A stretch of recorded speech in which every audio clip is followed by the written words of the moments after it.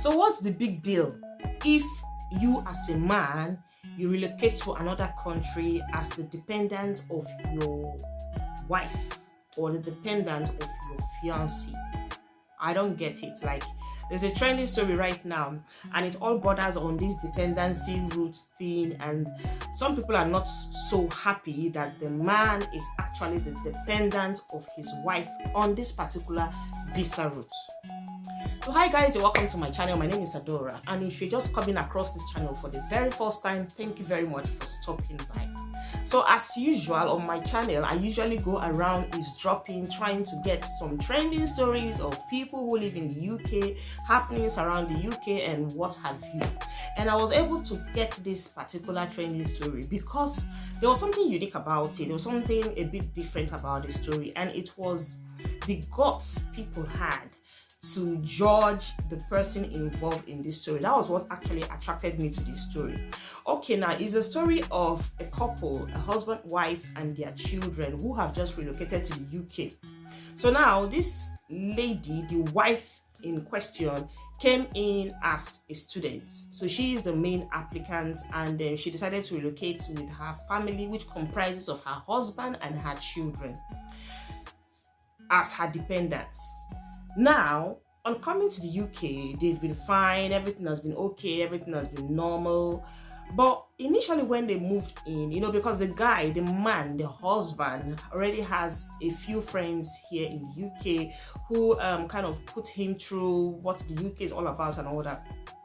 So one day he went to the pub, he went to the bar with his friends, he went to hang out with his friends, and on getting there, they were actually there before him. So he got there to meet them, and immediately he approached the table where they were all sitting. They started laughing, and this guy was just standing there shocked. He was like, what's happening now? What's funny? Why are you guys laughing? And they kept laughing. So he just sat down. Once he sat down, the guy next to him just whispered in his ear saying, I heard your wife brought you to the UK. And he was like, so, like, it didn't make sense to him. Like, she brought me to the UK.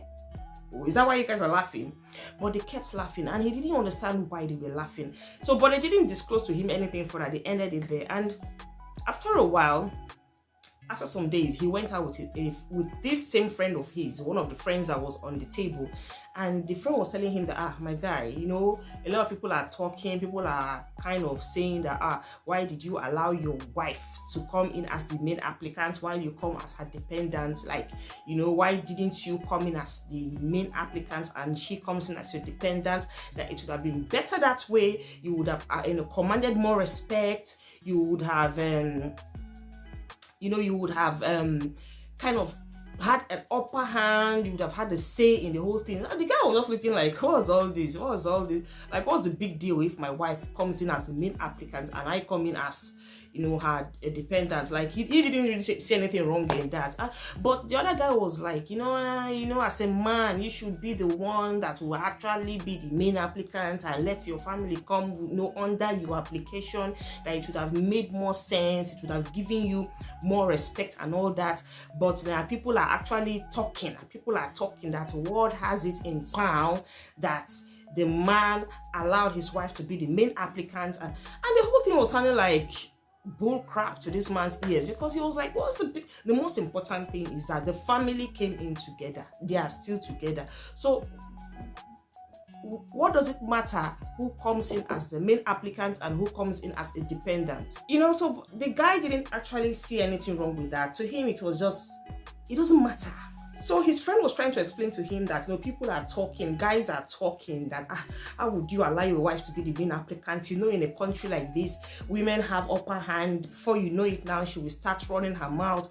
She will start saying she brought you to the UK, she made you who you are, she did this for you, she made your visa for you, blah, blah, blah, blah, blah, and all that.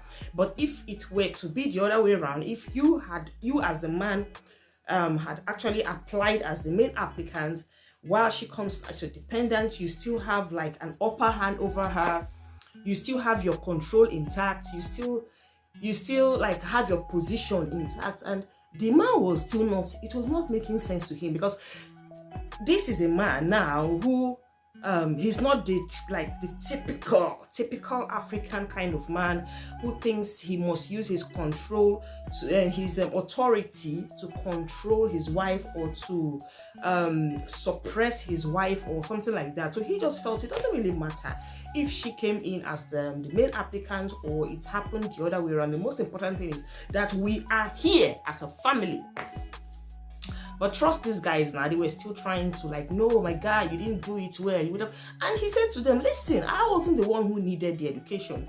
My wife was the one who actually wanted to go to school. That he is already a graduate. He already has his master's degree. So it was not like he wanted to do, to come in through the students, whatever. And this guy had something fantastic going on for him at home. So he was trying to explain to them that the main reason why he decided to move with the flow in this particular issue is that just in case in future, if maybe the family decides to remain in UK, if he doesn't want to remain in UK, he can always decide to go back home and come and visit them, or he can decide to work here, go to Nigeria, work and come back, things like that. But he doesn't see the big deal if it's the woman that brought him or if it is him that brought the woman. Like, it doesn't just make sense as long as they are happy together.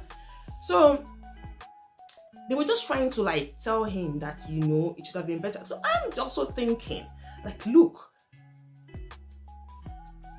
what's the big deal? Like, what's this whole African thing, African kind of mentality we have sometimes that's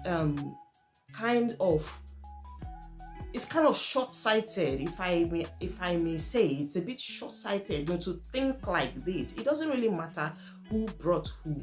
The most important thing is that they are both here as a family. But sometimes we as humans, it's blood that runs through our veins. So if you are not careful, what people say will begin to get into you little by little. And that was actually what happened in this case. Gradually, the man started becoming a bit concerned about what people were actually now saying. And because his friend, who was actually his very close friend, was now the one passing the information about what people in the town were saying, that, oh no, as a typical man, you should have been the main applicant and let your wife do this and all that. Gradually, the man now started feeling like, it's true, don't you think tomorrow now this woman will now start disrespecting me? She might start telling me, but she brought me to the UK, she gave me my visa, she did this, she did that. So he started thinking a little bit to that direction. He started thinking, but at that point, the word dependent now started making sense to him. He now started reading meaning to that word dependent. Oh, like, really? So I'm actually my wife's dependent in this particular issue. Like, I'm depending on her, because in the face of the government here, it's actually the wife that the government recognizes. She is the main person. If anything happens now, in terms of visa or whatever, she's the main person the government is going to approach and talk to or communicate with if they need any information regarding her family.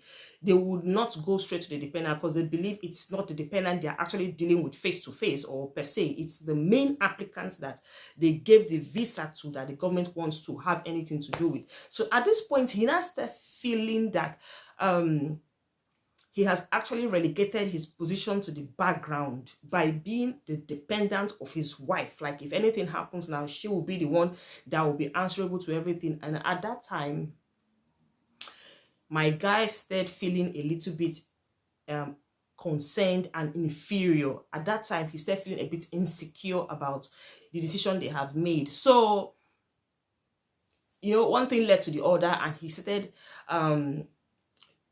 pouring out his anger and frustration on the woman.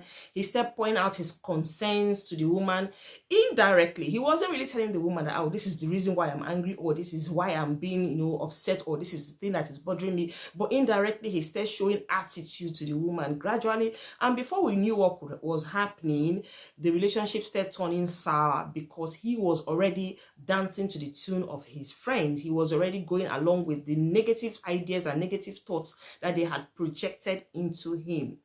But good enough for him, one day he was able to sit down and said to himself, well, I and my wife have been in this country now for so many months, and honestly, she's still the same woman I've always known. You know, she's still the same woman I married. She's still the same woman she was when we're back home. That nothing has changed. She doesn't even like feel like she's the one who is the main. Like this main applicant thing does not even have a space for conversation in their room, in their house. Like they don't even talk about it. They're not. It's not a topic for conversation. It's not. They don't even remember that there's anything like main applicant on dependency. It was just when his friend spoke about it that he actually remembered. Oh, okay, so that was actually how we came in and all that, and maybe that's what people are saying. But in the house, there is peace, there is love, the whole atmosphere is very calm and serene, and there was no atom of disrespect whatsoever from the wife. And that was when the man actually started coming back to his senses. And that was when he started talking to himself, saying, don't I think I have been overreacting, reacting over issues that was just irrelevant, because this woman wasn't seeing things that way. It was just the man that was being kind of talked to and made to understand that you have actually indirectly traded your position to the woman. You have given your place to the woman. Now she's going to